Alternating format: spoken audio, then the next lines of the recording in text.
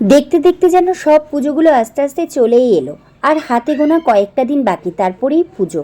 তো মনসা পুজোটাও হয়ে গেল। এই দিন আমাদের বাড়ির এক রিলেটিভের বাড়িতে ছিল মনসা পুজো। মনসা পুজোর দিন পুজো হয়নি, তারপরে পঞ্চমী দিন পুজো ছিল, আমাদের নেমন্তন্ন ছিল। পুজোটাও কমপ্লিট হয়ে গেছে। পুজোতে উপোস আমি ছিলাম না, মা ছিল। মা এসে পুজো দিয়ে গিয়েছিল। এখন বাজে দুপুর 2টো কি 2:30 এরকম বাজে। আমরা সবাই চলে এসেছিলাম প্রসাদ নিতে।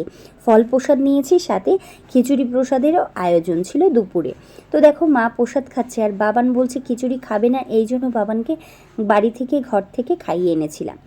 তো আমরা সবাই বসে ঠাকুরকে দেখছিলাম, ঠাকুরের পুজো একটু দেখছিলাম, এখানে কিছুক্ষণ বসেছিলাম। ওদিকে খাওয়া দাওয়ার আয়োজন শুরু হয়ে গেছে। আমরা বলছি যে আমরা বাড়ির সকলে সবাই একটু পরে বসবো। এদিকে ভাই আর আমি একটুখানি স্টাইলও করে নিচ্ছিলাম ক্যামেরা অন করে। ক্যামেরাটা অন করলেই সকলকে ডেকে ডেকে একটু স্টাইল করি আর কি, যেটা আর কি সবাই করে। তো বন্ধুরা, তোমাদেরকে একটা কথাই বলবো, আমার ব্লগগুলো কেমন লাগছে তোমরা প্লিজ কিন্তু কমেন্ট করে জানাতে ভুলো না। আর তোমাদের যদি ফেসবুক সংক্রান্ত কিছু জানার থাকে তোমরা প্লিজ প্লিজ আমাকে কমেন্ট করে জানিও, আমি চেষ্টা করব যথাযথভাবে হেল্প করার।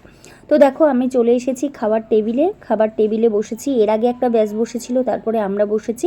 আজকে খাবারের আয়োজনে ছিল খিচুড়ি, পাঁচমেশালি তরকারি আর পায়েস। কখন খাবো মন করছিল, ভাইয়েরও খিদে পেয়ে গিয়েছিল, আমারও খুব খিদে পেয়ে গেছিলো। খাবার টেবিলে বসেছিলাম, সব পরিষ্কার করার পরে আর কি দেবে। তো তোমাদেরকে একটা কথাই বলবো, তোমরা যে আমার ভ্লগ বা ভিডিও যাই হোক না কেন যেটাই দেখছো, একটু প্লিজ কমেন্ট করো। কমেন্ট না করলে তোমাদের পরিবারে যেতে পারবো না, তোমাদেরকে আমি সাহায্য করতে পারবো না, হেল্প করতে পারবো না। তো দেখো খাবারের পাতা নিয়ে বসে আছি, কখন দেবে। দিয়ে দিলো আলটিমেটলি খিচুড়িটা। আর খিচুড়িটা খেতে খুবই স্বাদ হয়েছিল, যদিও একটু ঝাল হয়েছিল, তবুও ভালো হয়েছিল। তোমরা কে কে ভালোবাসো কমেন্ট করতে ভুলো না খিচুড়ি। তো বন্ধুরা, টাটা।